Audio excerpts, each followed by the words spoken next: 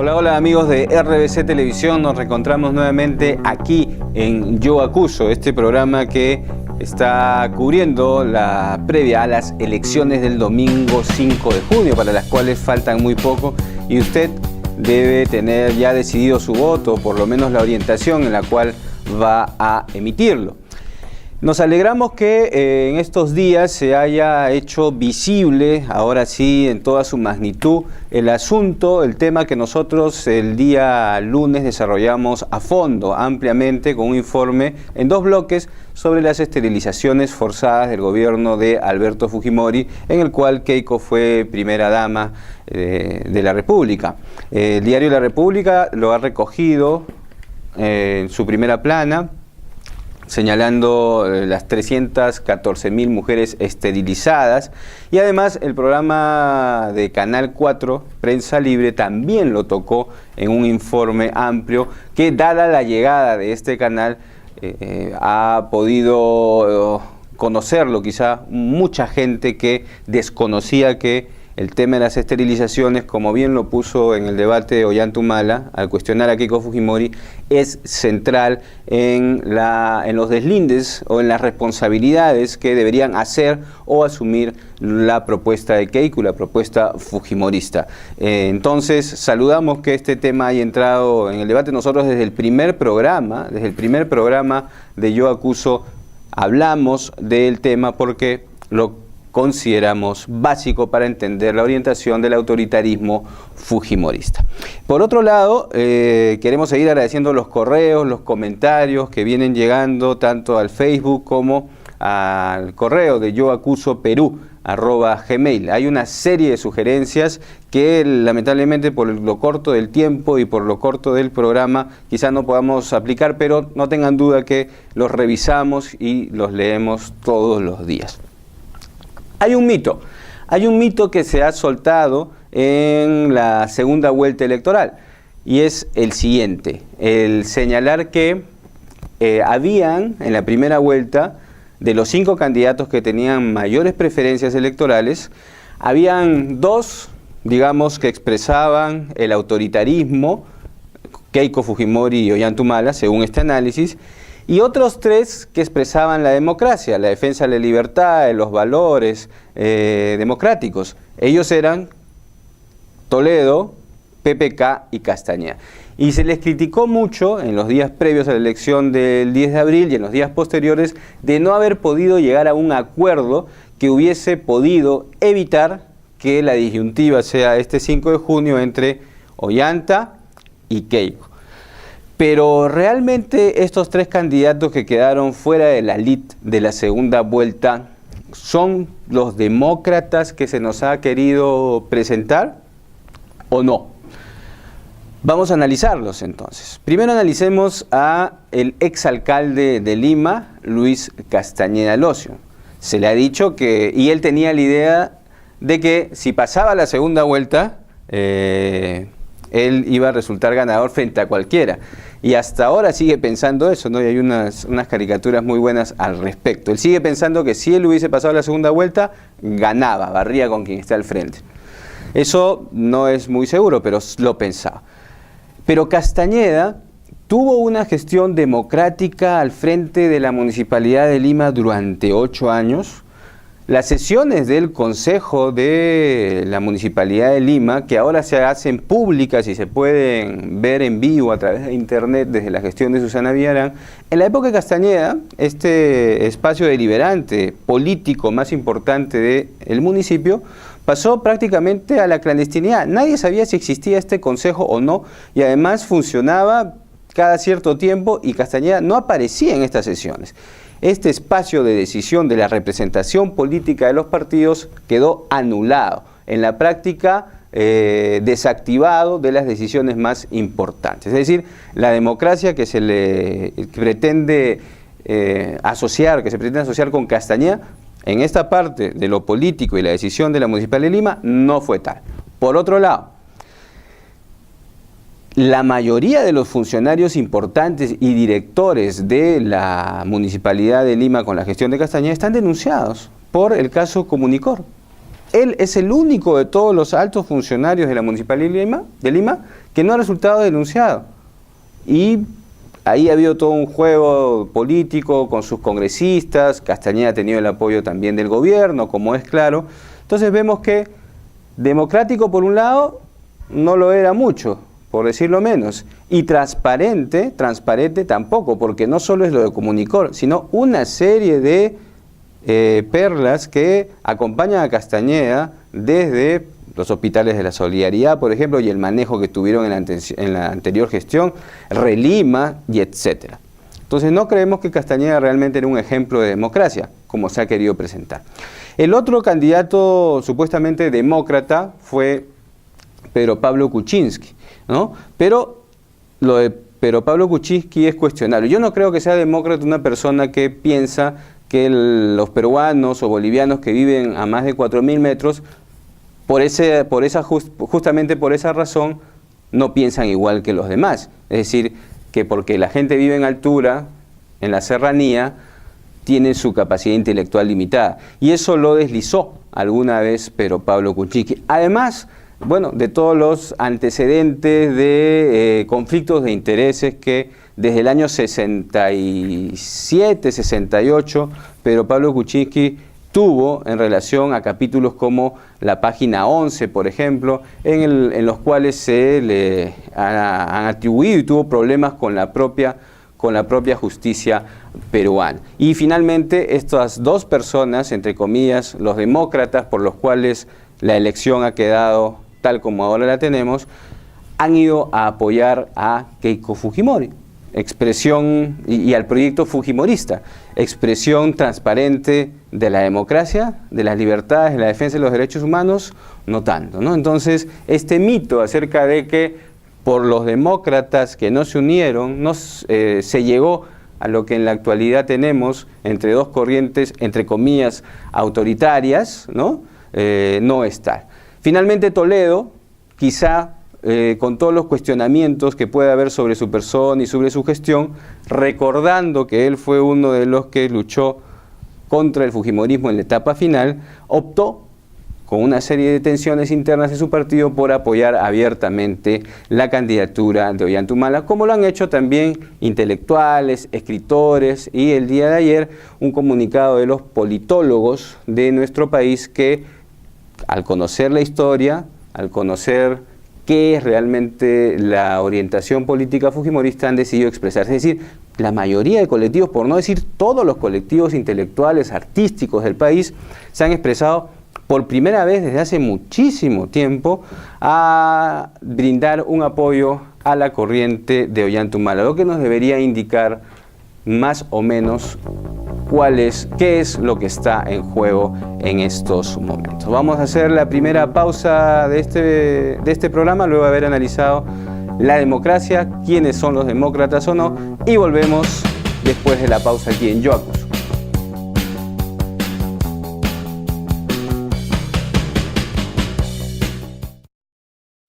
Bueno, hay una cantidad de razones para no votar por Keiko.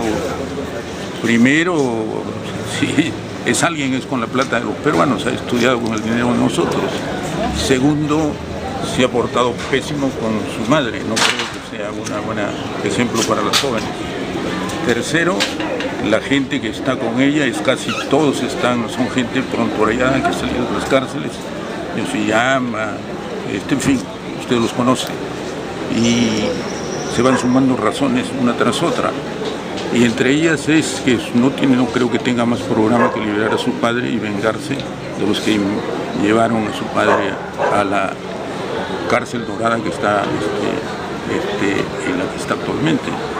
Esto de ninguna manera significa que tengamos miedo. Una de las cosas que hemos perdido los que hemos salido a la calle es el miedo, y estamos dispuestos otra vez a recuperar la democracia.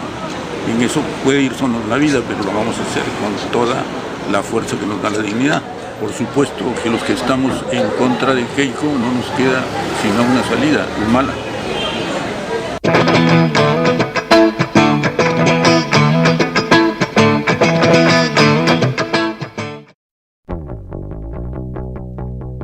Amigos y amigas de RBC Televisión, continuamos en Yo Acuso. Ahora queremos comentar algo y ver acerca de esta fuente histórica y judicial que el fujimorismo develó en su última etapa, los llamados Vladivideos, los videos que Vladimiro Montesinos dispuso que se filmen en la salita del CIN cuando él mantenía reuniones con políticos, empresarios, dueños de medios de comunicación, etc.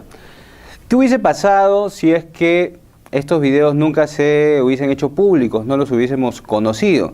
Quizá podríamos tener muchas dudas acerca de cómo se manejaba en la década fujimorista la política, los medios de comunicación. Los que recordamos aquellos tiempos en los cuales los canales de televisión tenían una presencia avasallante solo con la figura de Fujimori y la oposición era invisibilizada totalmente y se decían cosas atroces, mentiras y tergiversaciones. Y además nos acordamos cómo operaban los políticos del fujimorismo, pero no solo ellos, sino otros que parecían de alguna manera independientes, pero con un discurso también que coincidía con los intereses de la dictadura. Nos preguntábamos por qué sucede eso, y teníamos el convencimiento de que algo debía haber, tenía que haber algo detrás, y en los medios de comunicación tenía que haber mucho dinero, porque el negocio es ese. Y en los políticos debía haber algún tipo de chantaje, pero no se tenía la certeza de que también había dinero. Luego entonces los Vladivideos, que se van revelando poco a poco en aquel 14 de septiembre con el famoso video Curi Montesinos, comienzan a permitir ver la historia detrás, por qué las cosas eran como eran y no solamente se daban porque la política es así, sino porque había compra, había manipulación y todo ello.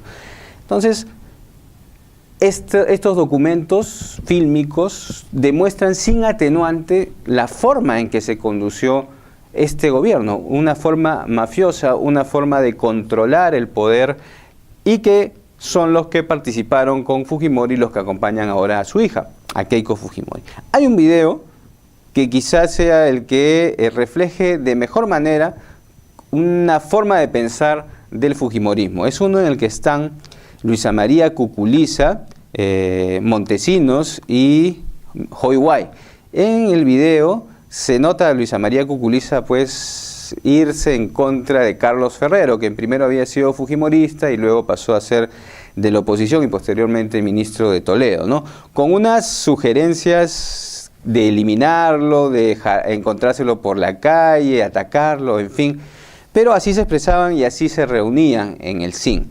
Queremos ver este video en el cual Luisa María Cuculiza se expresa de esa manera y cómo Joy Guay y Montesinos. Joy Guay en esa época, si no me equivoco, era o ministro de Economía o primer ministro. Veamos cómo se expresaban en la salita del CIN los responsables políticos de Fujimori.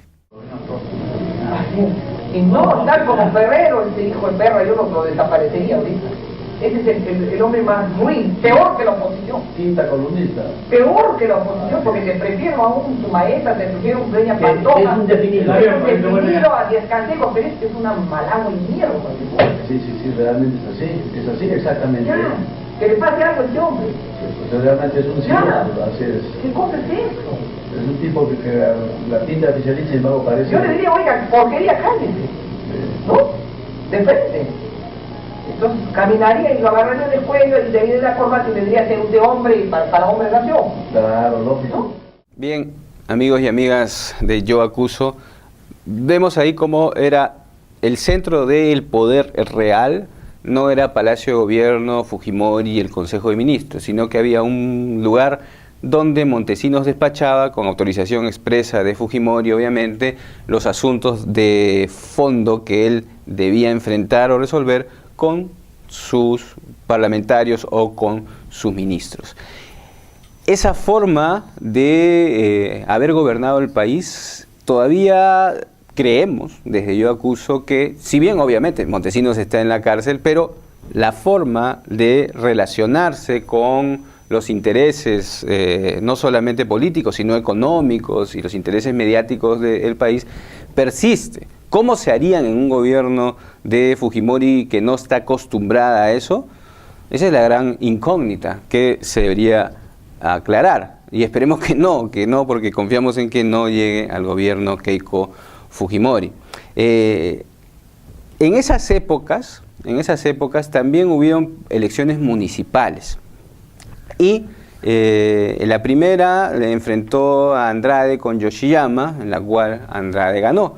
Y la segunda, en el año 98, enfrentó a Andrade nuevamente con Hurtado Miller, el primer ministro de Economía de Fujimori, que ahora está con arresto domiciliario por las acusaciones de corrupción que tiene.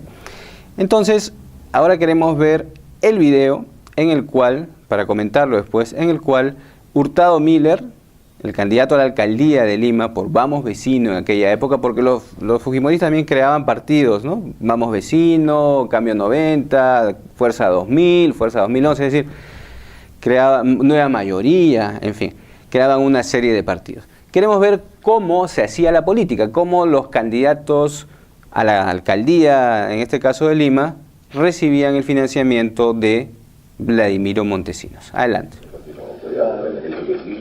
No quiero meterme, si no es necesario. 1, 2, 3, 4, 5, 6, 7, 8, 9, 10. Acá hay 100. Acá hay 50. 5, 10, 15, 25, 35, 40, 50. 1, 2, no, 215. 215. Bien, creemos entonces que es, luego de ver las montañas de dinero que se entregaban en el servicio de inteligencia, que la pregunta que se hizo en el debate acerca de si el fujimorismo, el fujimontesinismo piensa devolver el dinero que robó al país, 6.000 millones en los cálculos que se han hecho, se va a dar. Van a devolver el dinero y creemos que ese dinero puede estar financiando mucha de la campaña de Keiko Fujimori. Ayer en Chosica casi se produce una tragedia porque llegaron los camiones fujimoristas a tirar cuadernos, a tirar prendas, a tirar alimentos y casi se produce un accidente grave en plena carretera central en Chosica. Hay ahí mucho dinero que debe estar circulando todavía. 6.000 millones de dólares no es poca plata. Pero bueno, Montesinos le entregaba este dinero a Hurtado Miller con indicaciones de campaña y con una serie de consideraciones acerca de ello. Y este dinero se usó en campaña y también se usó en una serie de otros temas, como elaboraciones de planes de gobierno, y llegó hasta, de alguna manera, relacionarse este dinero con una periodista como Rosa María Palacios, que tuvo una relación de asesoría con Hurtado Miller en aquella época, ¿no? Es un dato de la realidad que hay que tenerlo en cuenta y que ella lo ha desarrollado en entrevistas con Jaime Bailey y con César Hildebrand también. Es decir, la red de corrupción de Montesinos fue tan, pero tan grande que buscaba, obviamente, ir enredando más el asunto para que todos puedan sentirse de alguna manera complicados y de esa manera ir chantajeándolos, ¿no? Esa fue la forma en que Montesinos gobernó de una manera inteligente para sus fines, pero inmoral y corrupta para los destinos de nuestro país. Esa es la forma en que el fujimorismo gobernó. Es bueno recordarlo porque el fujimorismo sigue siendo el fujimorismo, el fujimontesinismo. Hacemos la última pausa del día de hoy.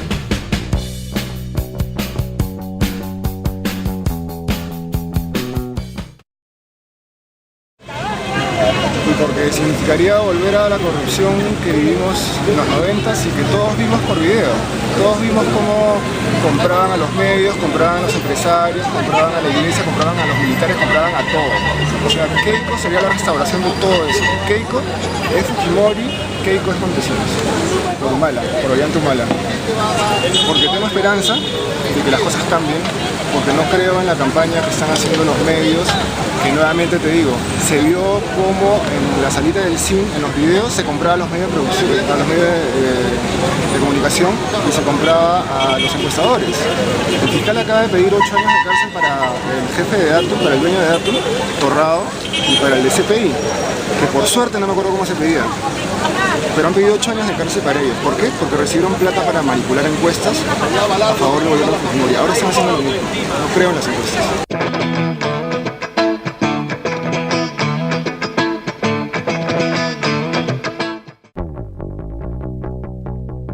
Continuamos en la última parte de Yo Acuso en RBC Televisión, estimados y estimadas televidentes.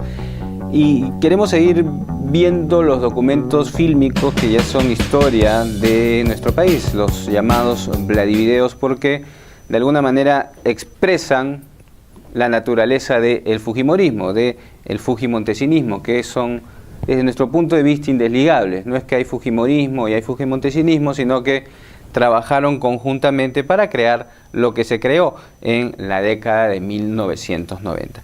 Y uno de los temas que ha aflorado con mayor preocupación en esta campaña electoral es el de la libertad de prensa y el de la libertad de expresión. Se ha pretendido señalar que el mayor riesgo para la expresión, la información oportuna, la libertad de pensamiento y de prensa estaba en el campo de Ollantumala y de Gana Perú. Habían interpretaciones acerca del plan de gobierno que posiblemente en algunos casos puedan ser atendibles, pero se presentó la idea de que una elección de Ollantumala era el final de la libertad de expresión. Pero el final de la libertad de expresión y de la libertad de información se dio en nuestro país. En la última oportunidad que esto sucedió ha sido en la década de los 90, porque Montesinos creó todo un aparato en el cual podía controlar los contenidos de los medios de comunicación. No por algo hay una broma que señala que la salita del zinc era la sala de redacción de los principales periódicos y de los principales canales y radios que existían y funcionaban en la época de la dictadura fujimontesinista. ¿Y cómo se hacía? Se hacía, en primer lugar, con grandes cantidades de dinero. Costales, en algunos casos, bolsas, maletines, fajos enormes que se entregaban a los dueños de los medios de comunicación, algunos de los cuales ahora siguen siendo dueños. Veamos entonces cómo se entregaba el dinero para comprar a la prensa en aquellas épocas. Yo me llevo, no, yo no puedo llevar ahí, acá.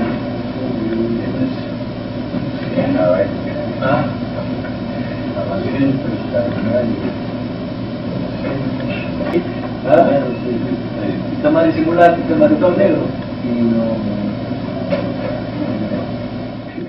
Ernesto Schutz todavía sigue siendo dueño a través de su hijo de Panamericana Televisión. Eso nos debe llamar la atención, ¿no?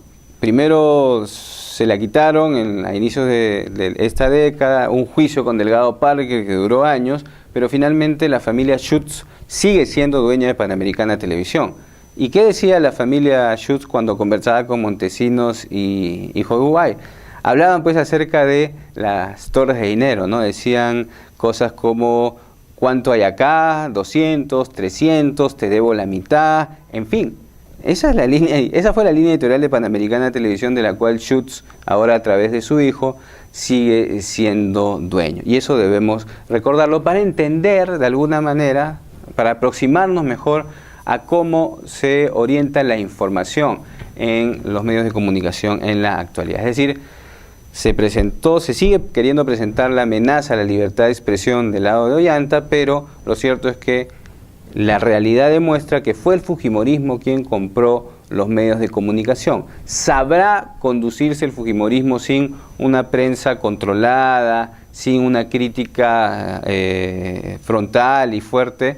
Bueno, esa pregunta no la sabemos y esperamos no tener que responderla, pero así se manejaban las cosas. Hay otro video, y estos videos, muchos de los cuales están apareciendo recién, han sido colgados en la página web, en el blog, en la página web de La Mula, este medio de comunicación que hace unos años ha de alguna manera abierto un espacio para la interacción entre periodistas y blogueros, videastas, en fin. Estos videos están apareciendo ahí, justo en estos momentos. Y el último video que queremos mostrarles el día de hoy es en el que aparecen Crucillat y Montesinos, ¿no? Crucillat, al cual se le indultó, ¿no?, en el presente gobierno, aparece recibiendo también cientos de miles de dólares. Adelante con Crucillat y Montesinos. Lo mío fue